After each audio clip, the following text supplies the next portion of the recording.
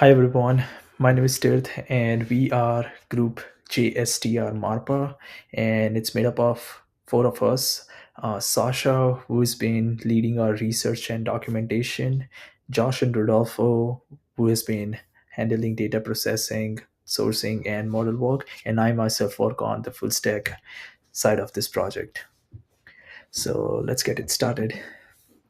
I'll be walking you through the front end and the back end implementation of our project. The goal of our project is to build a system that can analyze patient genomic data and accurately predict the cancer type or stage. So we have this upload file feature where you can select your data set. So once the data set has been uploaded, you just have to click upload and it will send the data set for the to the backend for processing.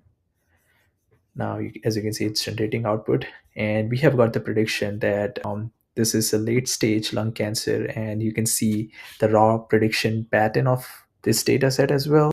I have built the front end using Next.js, and the back end uh, uses Python Fast API. Aside from that, we also have this training MLP model, as you can see on the bottom left corner.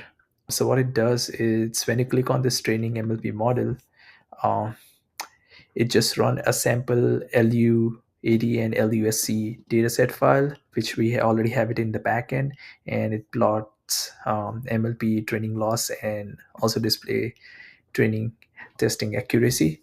We have used PyTorch based MLP. For our final project, we plan to improve our UI and also add feature using SHAP and compare results with other models like DebNet.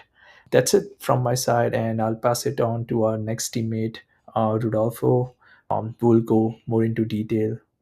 Thank you. Hi, I'll be sharing some more details on our project. So, a quick recap.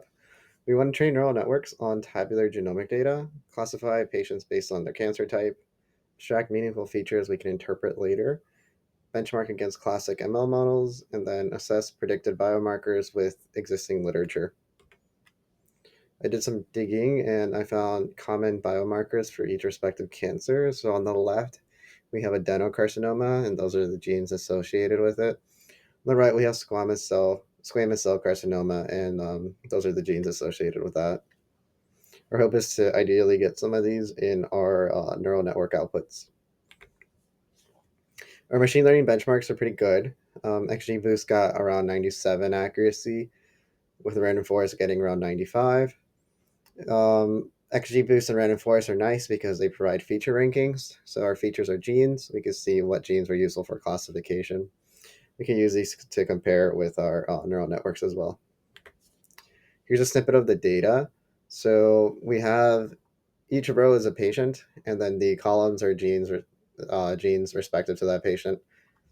The actual values are called mRNA sequencing scores. They assess how active a gene is. The MLP architecture is consisting of 5 layers, keeping it simple, and we also have a bit of dropout to prevent overfitting. So the MLP training is pretty decent. There's a bit of overfitting that we can hopefully tune with some hyperparameters. The results are also pretty good, around 98. So it's comparable to the ML tools, which is pretty good. We're also using a more advanced model called TabNet, made by Google. It uses an attention mechanism on tabular data. It's pretty nice that it provides gene importances or feature importances by nature. So we can see on the left the importances it came up with.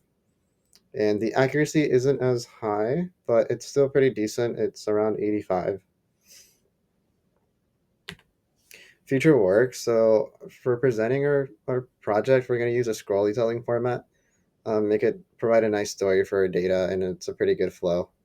We also plan on adding more charts describing the demographics of our data set as well.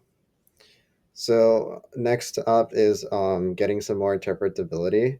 So we're working with SHAP and Lime. Those take a while to train, so that's why we We're still working on results from that, but hopefully we can use that to get some gene importances for our MLP neural network.